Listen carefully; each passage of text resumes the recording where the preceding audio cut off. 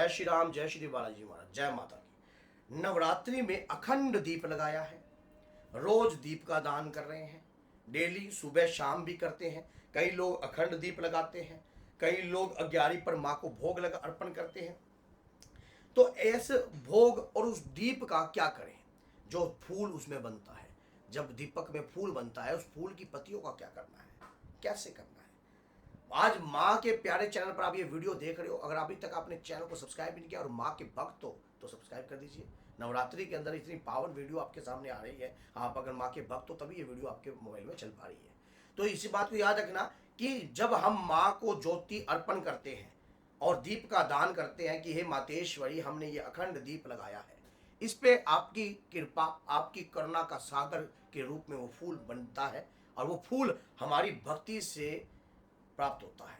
अब कई लोग इसको तेल के कारण भी बोल देते हैं, लेकिन वो अल्पज्ञानी है। लेकिन जिस व्यक्ति का भक्ति जुड़ी हुई है, कहते हैं कि भक्त बिन भगवान नहीं, और भगवान जब होते हैं, जब भक्त की उनके बगैर उनकी कोई शान भी नहीं होती है। जब तक आप एक दूसरे के अटूट हैं, अगर उनकी पहचान भी हमसे और हमारी पहचान भी उनसे है, तो इसीलिए क्या होता है कि जब भक्त की भक्ति अपने माँ के प्रति समर्पित होती है, तब अपनी वो माँ किसी न किसी प्रकार से इंडिकेटर देती है भक्त को।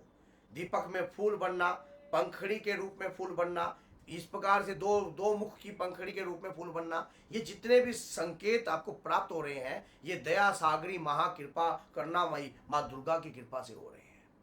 और ऐसे संकेत आपको मिले तो वो फूल आपने एकत्रित कर लेना है।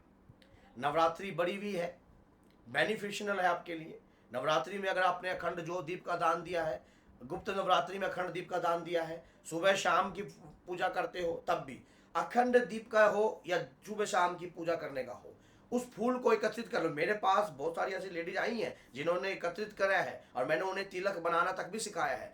आप इससे एक रहस्यमय तिलक बना सकते हो। उस तिलक से इतना लाभ प्राप्त होगा, विजयी भव होगे आप। जिस भी क्षेत्र में जाओगे विजयी भव, किसी भी प्रकार का कोई नुकसान नहीं होगा। आप देख लेना, इसका प्रयोग तिलक बनाने में हो सकता है, इसका प्रयोग आपकी जमीन जायदाद उस पर यंत्र स्थापित करने में हो सकता है, इसका प्रयोग आपके बच्चे पढ़ाई करते हैं तो पढ़ाई करते वक्त मान लीजिए उनकी बुद्धि ना काम कर रही हो तब हो सकता है। इसका प्रयोग आपके घर का कोई भी मुखिया अगर कोई विशेष कार्य में कहीं जा रहा है, किसी भी क्षेत्र में जा रहा है, तो उस वक्त भी इसका प्रयोग हो सकता है। कैसे हो सकता है? थोड़ा सा नारियल का तेल ले लेना, नारियल का तेल लेकर इसे उसके अंदर जो है घोल लेना, पीस कर अच्छी तरीके से, ये एक लिक्विड में बन जाएगा। ज़्यादा मत लेना तेल, एक तिलक के हिसाब से बनाना है आपने, और उस प्रकार से आपने ये ले लिया।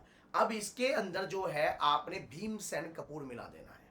भीमसेन कपूर, भीमसेन कपूर चूड़ा कर कर आपने, वो हाथ से ही चूड़ा हो जाता है, बिल्कुल ट्रांसपेरेंट कपूर होता है, हाथ से ही चूड़ा हो जाता है। उसको आप जो माताएं बहनें हैं वो अपनी मांग में भी भर सकती हैं अपने पति के रक्षा कवच के लिए। और जो भाई कहीं किसी क्षेत्र में कोई जा रहा है, जमीन लेने जा रहा है, कुछ भी जा रहा है, अपने मस्तक पर तिलक लगा कर जा सकता है। मस्तक पर तिलक लगाइए, सिर पर तिलक लगाइए, दिखाई नहीं देगा। बच्चों का दिमाग बंधा बंधा रहता है, दिमाग काम नहीं करता है, आपको लगता है कि दिमाग जो है बंधा बंधा सा है, तो एक काम कीजिए, दूध के अंदर एक बूंद तिलक लगाकर दे दीजिए और दूध का पान करवा दीजिए, और बुद्धि पर हल्का सा यहाँ पर इस बालों के हिस्से में तेल वो लगाकर तिलक, और लगाकर तेल की मालिश कर दीजिए। देखिए, और मालिश करते वक्त, तिलक लगाते वक्त, दूध में डालते वक्त, या जो भक्त जा रहा है कोई प्रॉपर्टी संबंधी या कहीं भी करते वक्त, मंत्र का जाप कीजिए। कौन सा मंत्र? जो कंटिन्यू आप कर रहे हो माँ दुर्गा का, नमान मंत्र का कर सकते हो, ओम दुम दुर्गाय नमः मंत्र का कर सकते हो, ओम क्लीम कालकाय नमः नमन का मंत्र का कर सकते हो। जो भी मंत्र का आप प्रतिदिन जाप करते हो या करती हो, उस मंत्र का गुणगान आप कंटिन्यू कर सकती हो। जैसे ही आपने गुणगान किया, जैसे ही आपने जाप किया, उसी क्षण देखना आपके शरीर पर एक ऊर्जा का आभास आपको महसूस होने लग जाएगा।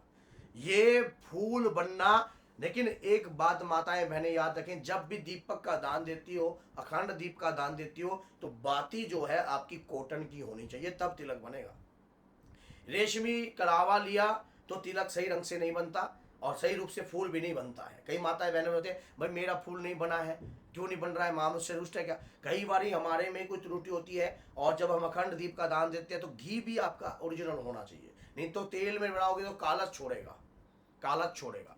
घी के अंदर बनाओगी, अच्छा प्यारा सा फूल बनकर निकल के आएगा। उसे चिमटी से तोड़ना, डब्बी में पैक करना और माँ से कहना, हे करना वही माँ, हे मातेश्वरी, आपने जो मुझे ये प्रसाद दिया है, इससे इससे पता लगता है कि आप मुझसे प्रसन्न हो। हे जगदीश्वरी माँ, हमेशा ही ऐसे प्रसन्न रहना। उस तिलक को बनाकर आप किसी भी क्षेत्र में कूद जाओ, किसी भी कार्य में चले जाओ। बच्चे पेपर देने जा रहे हैं, बच्चों के सिर पर लगा दीजिए। कोई भी शुभ काम करने जा रहे हैं कोई व्यक्ति, अब कहीं प्रॉपर्टी है, विवाद है, कुछ सेल नहीं हो रहा है, वहाँ जाकर मंत्र लिख दीजिए। अगर मान लीजिए वहाँ पर जाकर एक मंत्र लिखिए, कागज पे लिखिए उस मंत्र को इसी तिलक से, और वहाँ जाकर चिपका दीजिए।